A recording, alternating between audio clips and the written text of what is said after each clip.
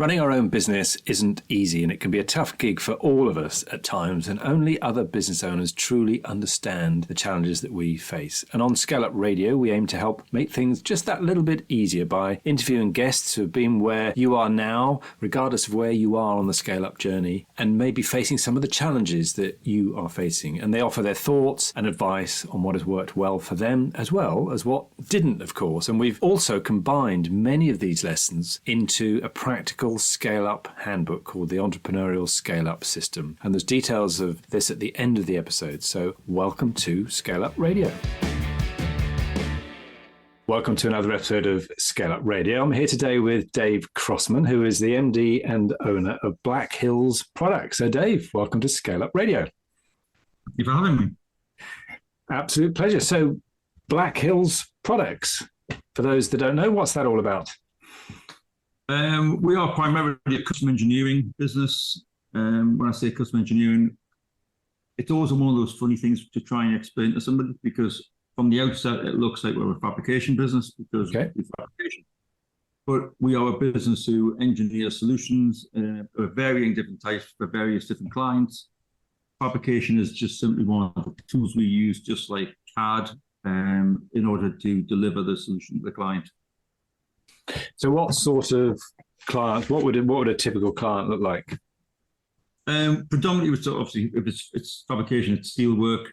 We work within the oil and gas, the offshore, the automotive sector, and within the emerging sort of renewables market for the solar and hydrogen.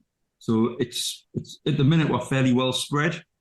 In typical fashion, you never quite have as many sort of fingers in pies that you want to have. Yeah. But I think for us, it's about building those strong connections with clients, where it's not just I'll have that because it's a good job for us and it's an easy bit of money and pass it on to the next one. It's about working with them and nurturing that relationship so that you can both benefit from it mutually and move on from there. And for our longest client at the minute is in the automotive sector. They've been a client for 13 years. Okay. So certainly it's not a get in and get out. It's very much a long-term sort of JV almost, but without the financial investment from their point of view. Great. So how do clients find you, or how do you find your clients? Oh, that's almost been a funny one, because for many years we had a core set of clients and we didn't really go away from that. Obviously, the problem comes from too many eggs in one basket and so on and so forth. So more recently, we've had to go out and try and find new clients through a development connection that we've got, who is very good at opening doors, getting the foot in the doors, which if we phoned up in our own right and tried to get a foot in the door, they would just say, nope, get away, because you're a standard fabrication business. Thankfully, he has spent an awful lot of time in the industry, so he knows an awful lot of people. And once people are shown what our capabilities are, and I suppose to an extent how differently we work to an awful lot of the businesses, there's almost right, okay, let's have a chat with this bunch. So that's a new one to us, and it's the development side is something which I'm having to learn as the business grows. Very good. And what is it then that separates you from the others that are out there? This is something I've only sort of realised in the last few months, really, because I've always kind of struggled to identify the USP. And it was once we took a business mentor on who had been in the industry and saw the way we worked and introduced us to this development gentleman we've got. I think the problem is in your own head, you think, well, everyone just works the same way. Well, why doesn't everybody else work like I do? I can't understand it.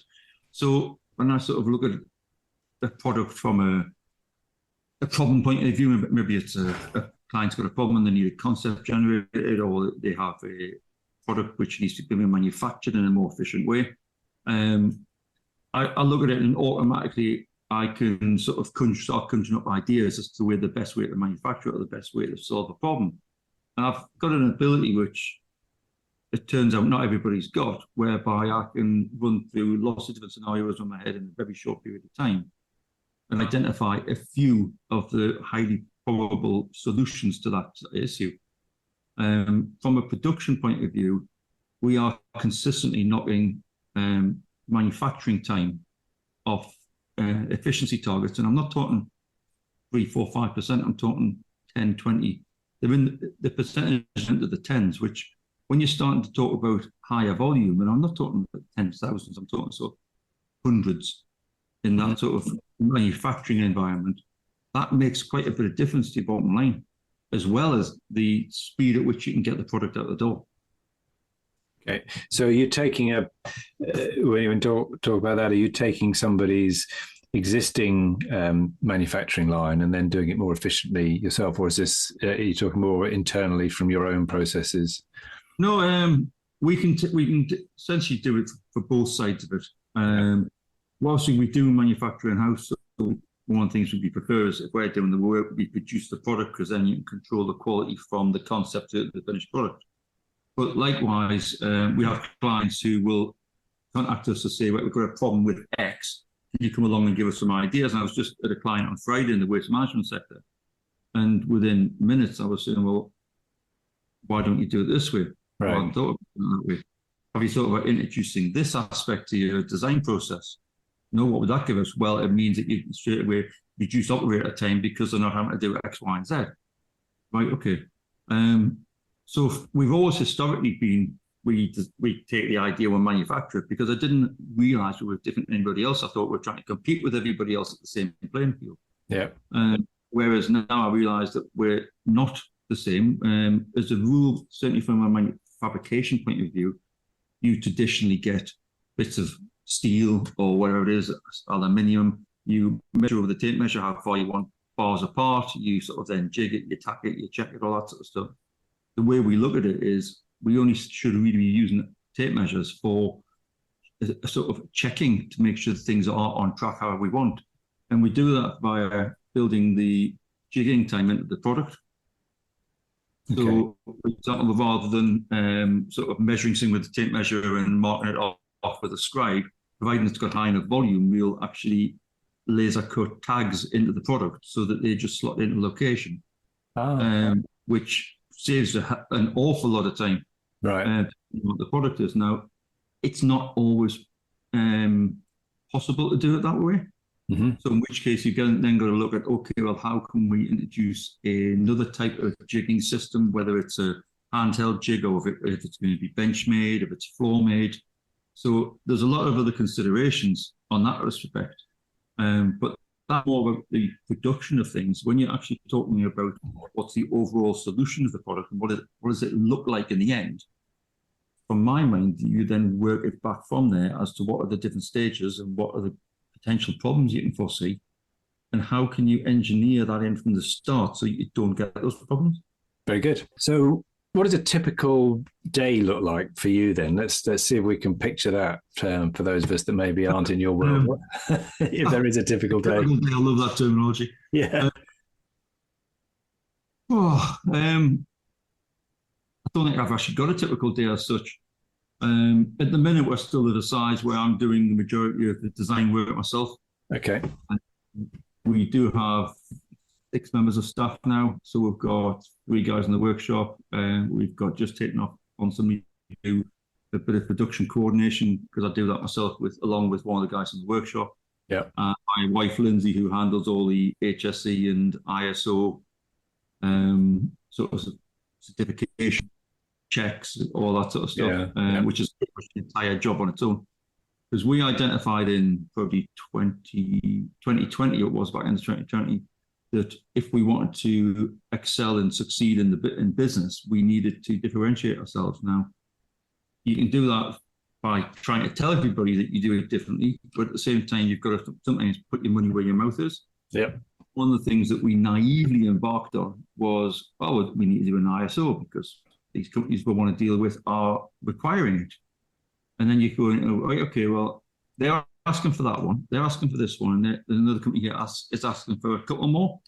Why don't we just do 3 at the same time? That sounds far more logical and easy, surely. Well, little did we know that about 10 months later, and an awful lot of hair loss from myself and my wife, we eventually realised how much of a job it truly was, because we were in here Saturdays and Sundays for the best part of 10 months. Yeah. As well as any extra work during the week. But we've now got a triple ISO certification, if you want to call it. Yeah. Accreditation, I think the correct term is, sorry. Which, as soon as you start talking to some of the much bigger players, you immediately tick those boxes. Okay. And because of that, I think that's helped open the door a lot for us as well.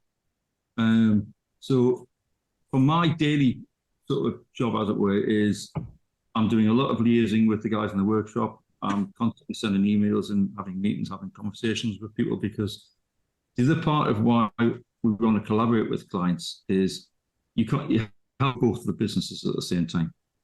But you can't collaborate and grow if you don't communicate. I think one of the biggest things we've got, apart from the fact that if we say we can do it, we can generally do it. I've got a really poor memory if I lie. Right. But I've got a really good memory if I tell the truth. It's not easier just to tell the truth. Yeah. Unfortunately, I can be a bit blunt with that. But what I tend to find is if you communicate with people and say, right, okay, this is a scenario, this is what's happening at the minute, even if it's not going quite to plan, and they might not always be entirely happy about it, but at least they know what's happening and they can plan for if there's an issue or a knock-on effect. Yeah. But of course, like everything, you don't go, we've got an issue here, we've just got an issue and that's what can't help it. We say, right, we have an issue, this is a solution, but you need to be aware of that, because at the minute it might be a little bit tight for X or Y or so. And I think generally, because that communication is there, the clients respond a lot better. I know certainly we do as clients to our suppliers. If there's an issue, we like to know, because then you can change production, you can tweak this here and there. Yeah. Or you can just, you can allow for it. Yeah, absolutely. Yeah. Good. And so you've got different challenges within the business. How does the business model work for you? Because it sounds like you're doing some design, you're doing some tooling, maybe some prototyping, as well as some production runs. So how does the different aspects of the business model work for you in terms of how you make money? We probably don't make as much money as we should, because of the fact that I'm very careful about what we charge for as such. In typical fashion, I suppose business owners all put far more time in than they actually charge for. Yeah, it's an issue. Our main bulk of finances comes from the actual manufacture of the product. So whilst generally we'll say to somebody, right here, let us do one, let's prove a point, especially when they're not sure about the way we work, because a lot of people haven't come across the way we do things. But generally, we haven't actually made a one-off or a prototype for somebody that we haven't then carried on making more products for. Right. So we tend to sort of work on more, I suppose, maximum products, maybe at the minute of 100, 200 off at a time. Okay. And that's because of this. I mean, we're dealing with like some utilities. So they order, can have 20 of them, and then 2 months later can have another 20, and so on and so forth. Mm-hmm. That's really good because it's nice for people. That's pretty classed as easy work. Yeah. The more challenging stuff is when you do get a client who requires something a little bit different. And unfortunately, I struggle to say no because I like a challenge. Right, yeah. Sometimes afterwards, then you sit down and think, yeah, I really shouldn't have said no. I shouldn't have said yes, sorry, I should have said no. Yeah, yeah.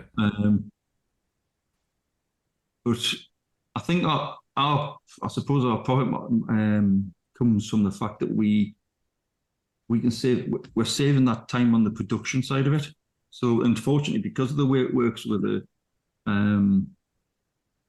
depends on the technology, but sometimes if you increase the amount of work that gets done to the material, you can reduce the amount of work that a labour's got to do. But the material cost obviously increases because sometimes, a lot of time, you're using outsourced processes in order to do that. So we do all right on profit. We could make more money, I think, if we were unscrupulous to an extent or very based around that. But because we're looking for that longer plan of we want to achieve this by then, and we want to have really strong clients we can move forward with, because everyone knows the hardest part is getting new clients. Mm-hmm. So the easiest bit by logic would be to keep the clients you've got. Yeah. And it's just like when you employ somebody, it's a two-way relationship, isn't it? Yeah. It's got to be right for us and it's got to be right for them. So if we can save them some money financially, or we can save them money because in the way of they can actually get a higher volume out the door, then generally they're quite happy. Yeah. As long as we feel it's correct for us, then we're more happy to do it. Yeah. And what do you love about what you do? You've been in the industry for quite a long time now. I think nearly a quarter of a century, according to the website. So what do you love doing? What do you love about what you do? I personally love the challenge. It's the challenge of constantly being thrown a problem. Most of the time, after lots of other people have looked at it and going, right, okay, I've got an idea on this. Yeah. And then when you start talking through it with people, and they look at it like, oh, okay, I haven't come across this before. But sometimes the most simple of solutions are the solution in the end. I mean, I was talking to a guy the other day who's got a motor which constantly fails. It was part of a much bigger problem, but of course, much bigger problems boil down to lots of little problems. Mm-hmm. And one of the problems was he had a motor which every time it sits for any length of time, it seizes. Right. And I was like, well, it's not really protected very well, is it? Well, what do you mean? It's got a cover over it. No. But have you thought about putting? And I basically said to him, go and buy a motorcycle inner tube, cut it up, sleeve it over the motor, and put the connector back on and zip tie each end. Now, at the minute, we haven't proven if this works, but by the logic, and it should do, because there's not any heat within this either. So it's not like we're going to get a heat buildup within it. But to me, it's like, well, why has nobody else come up with that? Yeah. Even the manufacturers of the products hadn't come up with that. And when you're talking to them, you can see the lights going on. Yeah, that'll work completely. Yeah. Why is it not the case? But I suppose it's the challenge, especially. I mean, that's a dead easy thing, but it's when you come up with something that's quite unique and challenging in the industry, and then when you see customers' response, that's probably more valuable than anything else. And especially, we had a challenge a few months ago now, and the customer came in, and it was difficult to get them on board. I think because they maybe weren't quite understanding what they were going to get, and when they turned up. I noticed the engineering manager didn't say it to me, but he said to one of his colleagues, this is far more than we ever expected. Right. And to us, that's wow. Yeah. So I know some people would probably look at it from a point of, damn it, we've over-delivered. We look at it from a point of, we've done our job right, because they're going to get exactly what they want and more. Yeah. Right. And from our relationship will only grow. Yeah. So you love overcoming the challenges, thinking of new ways to do things, helping the clients. What sort of things frustrate you? What frustrates me? I'm not lots of teachers, so trying to articulate what's in my head, right, is quite difficult, and I get really frustrated with people when I'm like, can't you just understand this? This is so easy to me. Why is it not easy to you? Yeah. And I think if you spoke to my wife, she'd probably say the first thing was the fact that I get exasperated. She doesn't understand what I'm talking about. Right. Yeah. So that's probably the only thing really that frustrates me, because I mean, within the business we've got a really great team as well. Okay. And everyone talks about culture, and I think it's so paramount. You've got a really positive culture. So we all pull together. So within the business, I love coming to work every day, and thankfully, and it's not just an owner of a business saying this, and it's not the case. There's one of the guys says regular, Dave, I'm here until you don't want me to be. I'm here. Right. And he openly says, I get up in the morning and I love coming to work. And I'm like, great. Okay. I mean, I've been in places where you don't want to go to work for various reasons. And if that ever becomes an issue here, then we've got to look at it. Yeah. But in general, apart from that frustration thing, I'm relatively happy. Brilliant. And what do you think has contributed to that great culture then? How have you managed to create that? Kind of initially it was a bit involuntary. It was obviously I started on my own, like many small businesses did. 2020 was initially a shock and then an absolute blessing when everything started boosting in the economy. At that point in time, I took on the first other employee, so it became a we then. Okay. My wife joined us a few months afterwards from teaching. And because we work on a point of there's always a hierarchical structure because there's people who have more responsibility and stuff like that, but there's never a culture, in my opinion, or should never be a culture where anyone is superior. Mm-hmm.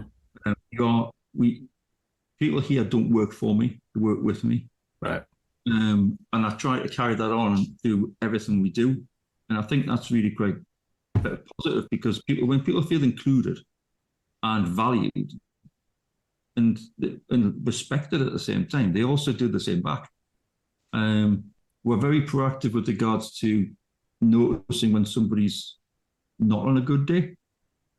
And maybe just sort of backing off and just leaving them to themselves, or maybe just having a quiet ear saying, "Are you okay? You seem not quite right today."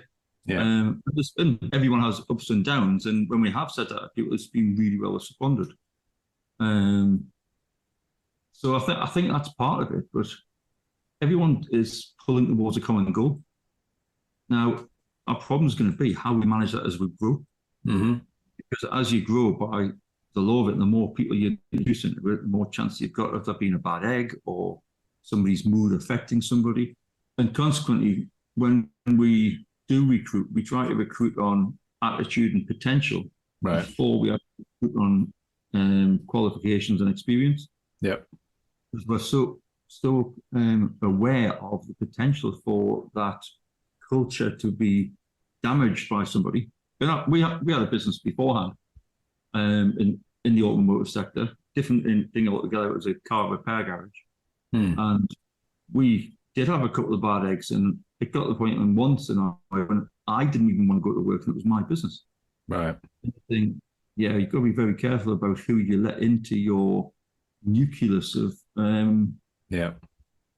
those manufacturing. And people talk about work family, but it's a work family, isn't it? Because let's face it, how long do you spend with people at work by comparison? Absolutely. Yeah, you're spending more time than you are with your family. Yeah, typically. Yeah, exactly. Yeah. So for the culture aspect, it's probably better to ask one of the employees than it is to ask me. Yeah. Because obviously I've always got, to an extent, rosy tinted glasses. But when we had a new starter come in and we said, just go in the workshop and go and talk to people out there that haven't been preempted, just ask them what they think. This is before when they came for the interview. They've started, so it must be quite positive what they said. Yeah, very good. Good. So you got the people. So who your first hire then? What kind of person was that? The first hire, what role was that for? That role was for somebody to give me a hand so I could teach them how to manufacture in the way that I wanted to teach them. Right. Yeah. I mean, my background, I'm a production and design engineer. 30 years ago, I cut my teeth with making special purpose machinery and conveyor systems for the automotive first-tier manufacturers like Land Rover and Nissan. So I've always had an idea how to design and manufacture things, but I've always been quite unique and pedantic about the way I want things done. So when I was looking for somebody to give me a hand with the manufacturing in the workshop, because at that point in time I was doing everything as you do when you're a one-man band, I wanted somebody who, I tried somebody who was a fabricator, and there was too much conflict. Because I'm saying, I want it done this way. Well, that's not how I've been taught. I want to do it this way. Yeah, but we've done it this way for 6 years. It's been proven, it's been tested. It's 100% guaranteed it'll work. Yeah, but I don't like that way. And I thought, right, the easiest way here is to get somebody who's fairly green and then train them from scratch. Right. And I'm not saying that traditional manufacturing methods are bad by any means. But what I'm saying is that there's a lot of more modern techniques which can be utilized. And if your background is in dealing with first-tier companies in the in the automotive sector, then you'll have had to learn and adopt the standards that are required in that sector, which are quite high, aren't they? Yeah, very much so. Yeah, and one of the things our business is known for, as it happens, is very, very high quality products. Yeah. And consequently, when you do get an inquiry for something which doesn't require that, suppose that's actually a frustration, because I'm looking at thinking, well, where can we add value to this? How can we manufacture it better? And you've got to be very wary of over processing something. So if we, I'm not even talking just if even we can make it in the same time that it takes somebody else to make it, and I was superior. If it doesn't need that, then you could have saved some time. Yep. You've got to establish what requires that level of finish and what doesn't. And we've just literally come back from a meeting with somebody in the offshore sector today, and they're getting a product made by somebody else. And we went to look along to look at that product. And the guy's saying, well, what do you think? And I said, well, yeah, we can make it. I said, but I'd like to say we can make it a lot better quality than you currently got, but what's the requirement? Because if that's what you require, then there's no point in doing any more than that. Yeah. As much as we can, as it were. And I certainly shoot myself in the foot, because quite often I'll say, if you're happy with your current manufacturer and that's the quality you want, then stick with them. Yeah. If there is an issue, that's when I'm happy to talk to you. So that has helped you strategically then, by the sounds of it, with your positioning as the kind of clients that you would go after then, that have a need for a higher quality product at the end of the day, that you can meet those standards that not everybody else can. Yeah, generally. I mean, one of the questions I tend to ask people once they've shown me a product, because quite often it'll be, if we are going to be manufacturing a product which is already in existence, and we can see a sample of what somebody else has produced to find out what's acceptable. Okay, then now we've looked at it now. What are the issues you find with this? And just today we were talking to a weld engineer who went, oh, well, I don't think there's a problem really. I said, can I have a chat with the fitter? So I went across, had a chat with the fitter, and he went, oh, yeah, there's some problems. He said, this. And I went, right, okay. So straight away, that's where we can start adding the value. We can evaluate that and say, right, if we do X, that'll alleviate this problem. Yeah. And I think in general, I like things to be high quality. So I will try and engineer, and we will try to manufacture things to the highest quality possible, or initially that's the requirement, and then we have to sort of dumb it down to what's required. Yeah. And I once got told by somebody years ago, will you stop making things so well? Because I can't sell more of them. And we had another client who was just making a mild steel cabinet for him, and we were saying, can we change the manufacturing method to X? Why is that? I said, well, they'll last longer. Yeah, I don't want them to last longer. I want them to come back every 4 years and get a new one. Okay, right. That's a bit of a shock, because that's not something which we sort of work with. Yeah. As an everyday thing. It's always a case of how can we make this last 30, 40 years? Yeah. And I suppose that's probably an internal challenge for me, to make the best product we can. Interesting. Okay. And that has that knock-on effect then to the kind of clients that you work with, but also the working practices that you have. So what are some of the key metrics that are important for you in the business? Obviously, you've got to know your sales and your purchases and stuff. Yeah. Your overheads. I don't think at this point in time we're trying to look for anything different from what most business owners go for. Yeah. Obviously, growth is a thing. Yeah. Generally, because you're in the mix and it's such a small team, we know how we're growing.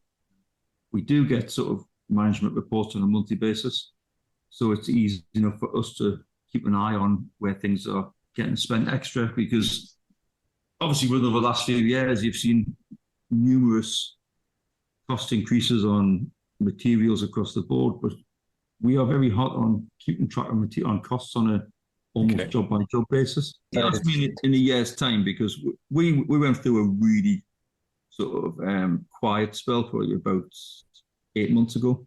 Right. And it became immediately apparent that the reason for that was that I took my eye off the ball slightly. Right. And whilst you don't see the effect of that immediately, you see the effect 3-4 months on, and it then takes a lot longer than that to try and claw it back. We're back to where we were, and now the key is to make sure that we keep that ball rolling in the right direction.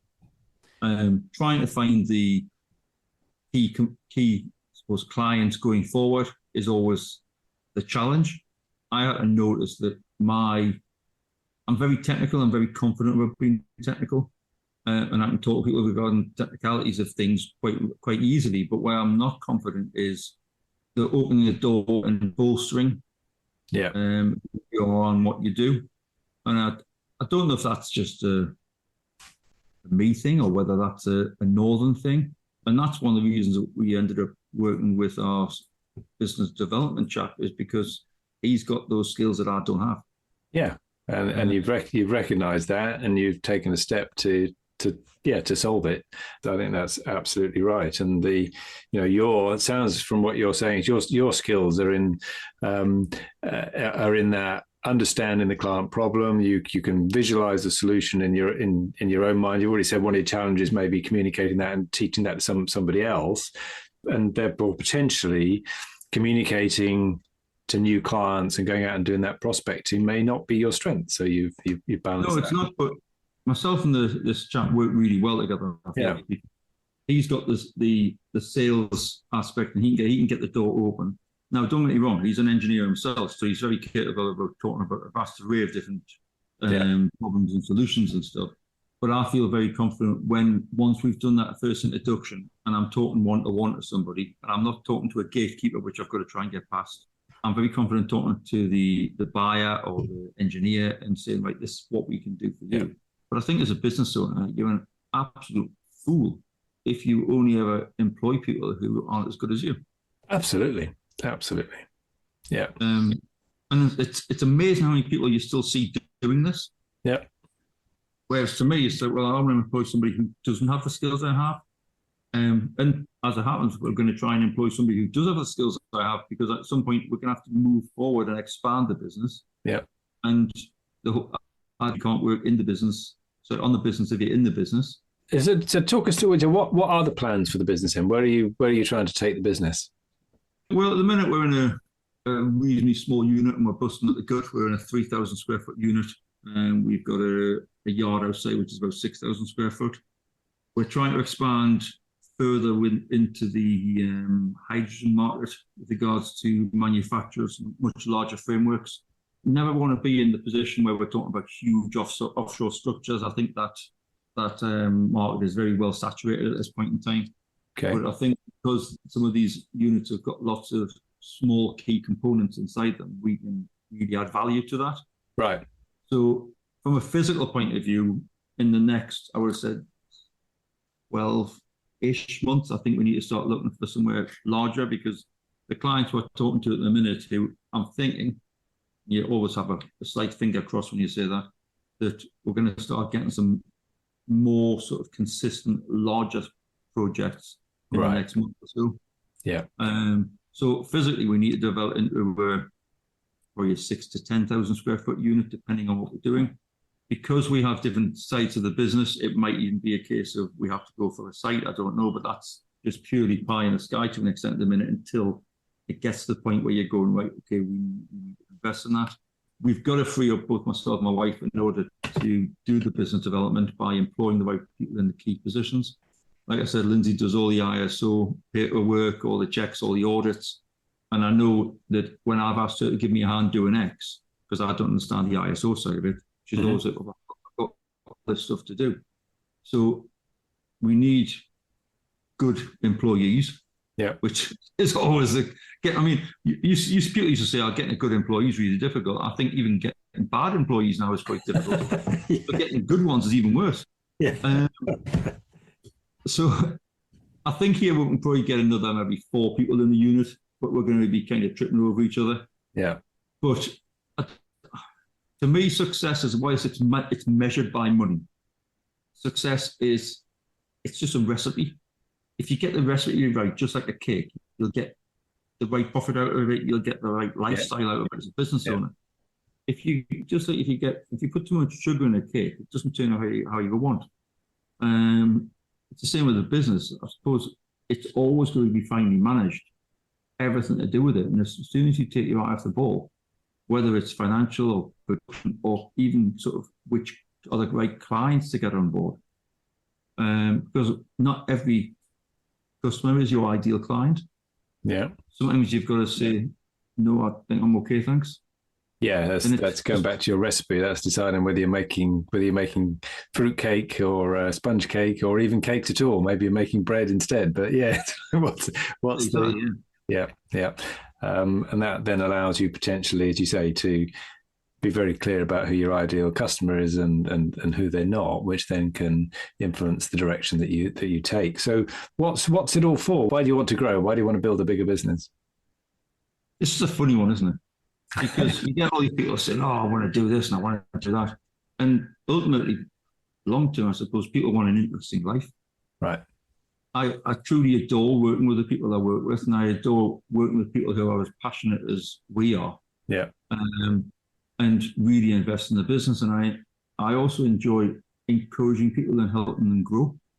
So you can't train people up to be better than they are if you stay the same size. Okay. I mean, better than they are, I don't mean by people, I mean, have more skills and sort of provide a better lifestyle for themselves or a higher level of lifestyle. So, whilst you're always going to have to, as you grow, you have to take people on at a certain level to help you get there who've already been there. I think it's important to encourage the people who've got potential and the willingness and the want to sort of grow themselves, because, and I know a few people who are more than happy to do the same repetitive job day in, day out, take their wage and go home, and hey, that's absolutely cracking. But I know a lot of people who are wanting the next challenge. Right. It's really interesting you talk that way, and you're from some of the ways that you talked already within manufacturing. You've got a little bit of I'm hearing some lean thinking coming through. You were talking before about the trade-off between quality and whether that's needed and time and some of the other things that you're talking about. And it's really interesting when I ask you what it's all for. It's a bit like asking you what kind of business you're in, and you've essentially told us you're in the people development business. I suppose so, yeah. Right, but and actually, the manufacturing is just the way that you're doing that. But you're talking about developing people, and you reminded me very much of something that there's a gentleman called Paul Akers who has written a book called 2 Second Lean, and he runs a company called FastCap. And he talks in the same way when he says, when somebody asks him what business is he in, it's not about what they make, what FastCap makes. It's about the human development aspect and developing people. Right. It's interesting because until you asked me that question, I don't think I'd actually thought about that in any depth. Obviously, I know what I like from the point of manufacturing and design and stuff, but that's a very personal thing. I think, yeah, you're right. I think I do enjoy seeing people grow. I enjoy seeing people pushing themselves. But not everybody can do that. Not everybody wants to do that. And that's the important thing, is identifying who wants to. Well, even if they've got potential, if they don't want to, they're not in the right place to do so. It's the whole horse and water malarkey. Yeah. So interesting to see who comes on board with this bus in the future, and who sort of helps us drive the direction we're going, and who gets off. Yeah. So can you point to one or two inflection points in the last few years with the business, things that maybe you got right, that got you where you were, or that maybe you would do differently with a bit of hindsight? You've already mentioned one where you said you took your eye off the ball a little bit. Yeah, I was going to say, if I could have used that straight away, that'd be probably the first thing. I think the other thing is to try and share the journey. And I know it sounds very wooky sort of thing, but my biggest problem is I tend to keep things inside, because if I'm stressed, I don't want to stress other people. Yeah. Now, before this business has been going since 2011 as a sole trader, turned into a limited company in 2017. And alongside that, we've run, like I said before, a car repair garage. Now, trying to juggle the two businesses as well as deal with the general public, which are quite challenging at times. I hadn't realised how much of an impact it had on us until I had a stroke at 40 years old. Oh, did you? Blimey. So it was initially it was weird because I was just like, it's just someone said, yeah, I just crack on. And I'm thinking, what's everyone making this out to be such a big thing for?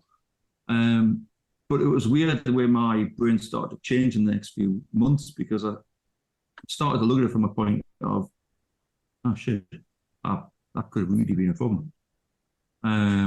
So what happened? What actually happened? I think I was just far too stressed.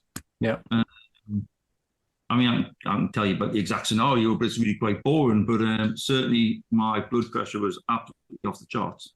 My mother, who was a nurse and nearly had kittens, like, oh my goodness, that's ridiculous. You should be dead. And I think in general, I was taking far too much on. I was holding too much in. I was getting too stressed about things I couldn't control. And that's probably what stresses me more, because if I can control it, I don't worry. Yeah. If I can't, I worry about it. And eventually, we were trying to grow both businesses, and one of them didn't grow as I had hoped to. And we got put in a position where there was a shift in the local economics with regards to some roadworks, and the business just all went downhill rather quick. Because when you're trying to sort of keep something from drowning, when they can't do anything but stop paddling. Yeah. And at that point, it was a case of, well, do we continue with this business, or do I continue with this business, or do we just say, right, okay, let's go and work for somebody? Which the amount of times I've thought that would be far easier, and far more logical. And when I look at what what I could be earning now, by comparison to what I do currently earn, it makes absolutely no sense for anybody to start a business when you look at the financials.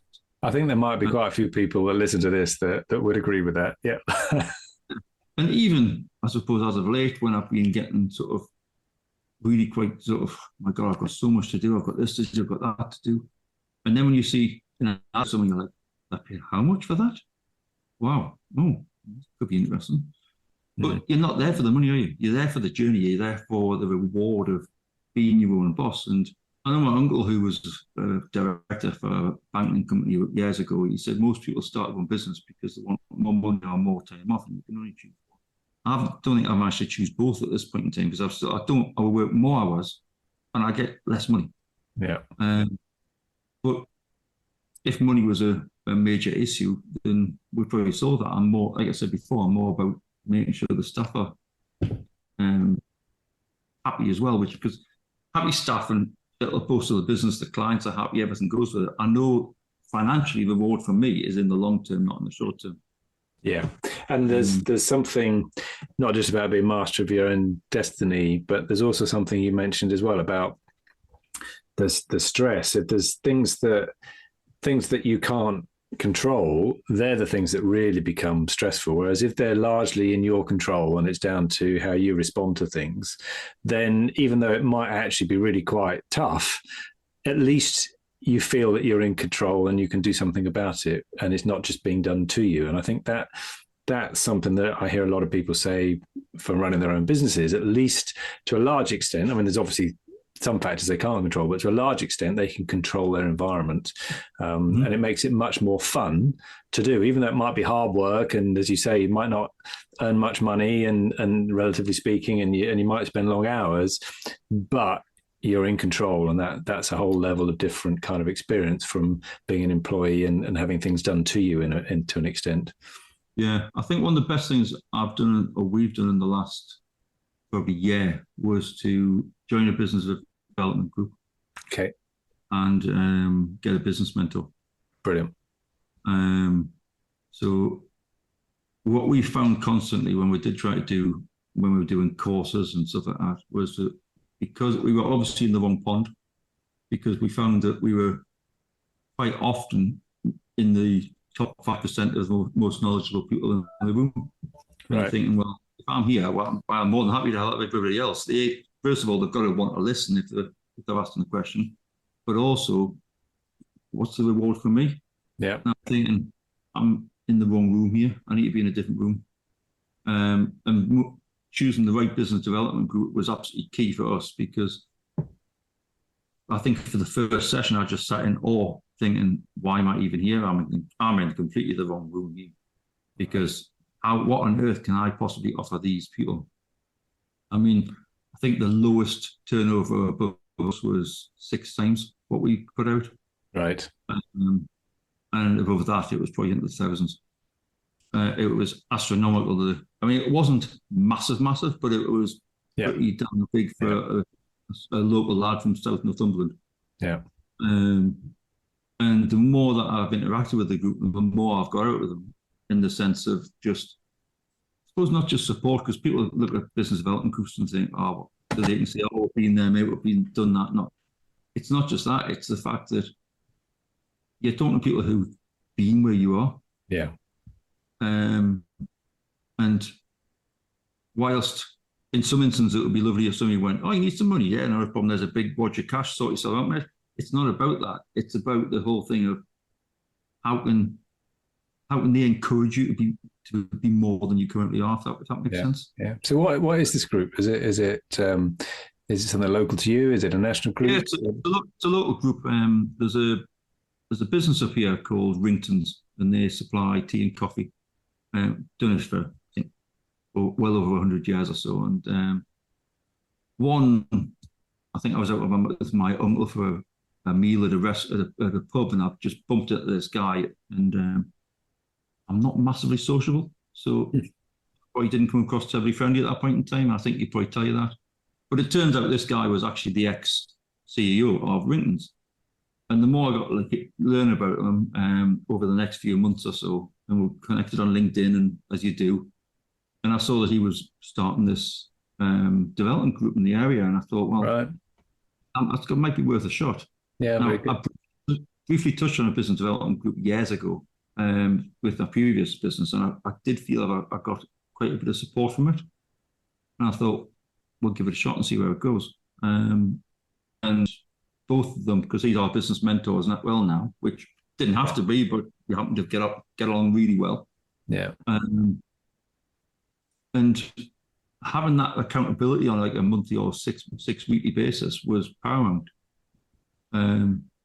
Because when you're at the top of the tree, if you can do something, unless you hold yourself accountable, you just go, "Okay, let's go on to them tomorrow." Now, don't get us wrong, it's not like a school headmaster where he's been and hit you with a cane or anything. But it's okay, where are you with this? What's the crack for this? What's the next plan? But also, because through the business group, you also get to know of other potential people who could be clients. Yeah. And I didn't go there with the mind of, "Oh, yeah, let's see what I can get out of this lot." I was trying to figure out what I could learn from this group of people. Yeah.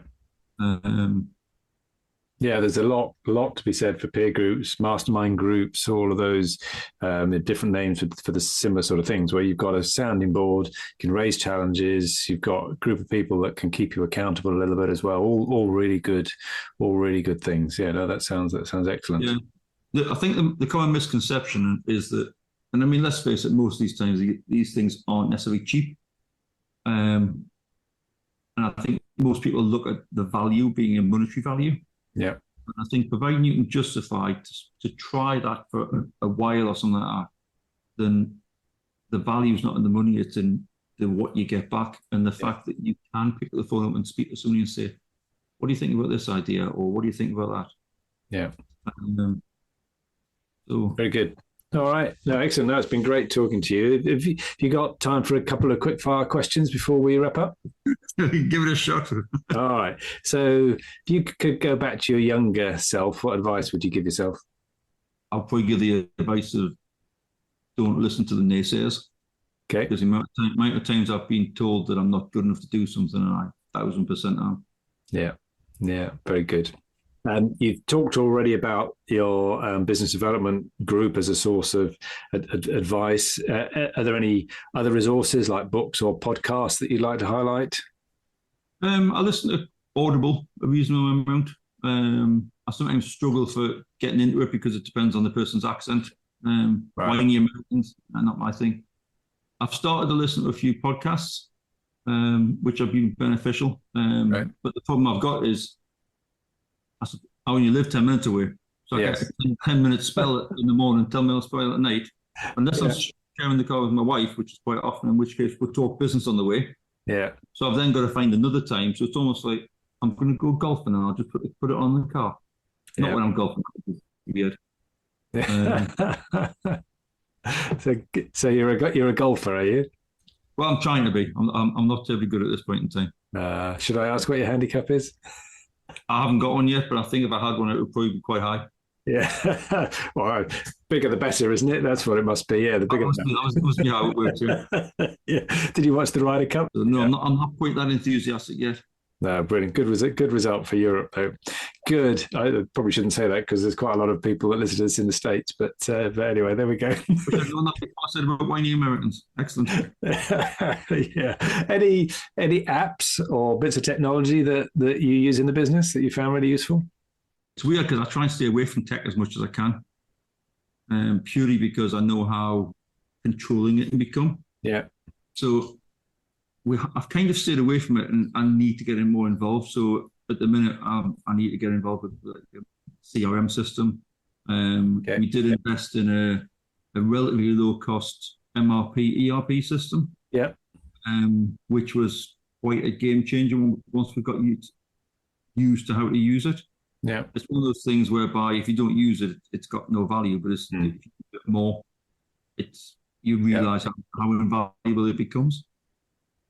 So for anybody in manufacturing who's got big bills of materials or projects, I would say you've got to have an MRP system. Yeah. All right. And if people would like to get hold of you or find out more about Black Hills products, what's the best way for them to do that, Dave? Probably connect on LinkedIn, I would think.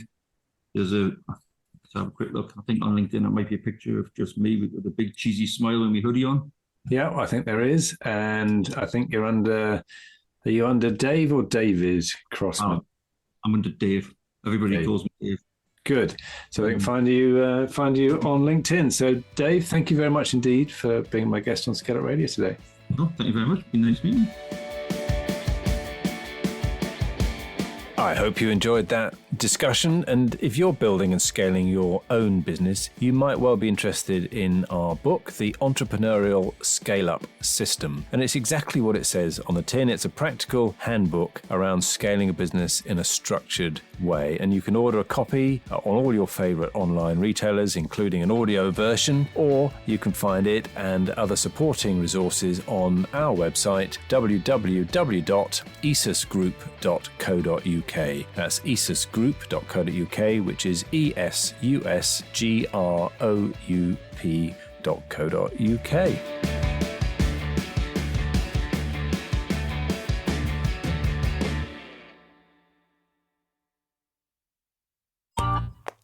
This has been a Monkey Pants Productions podcast.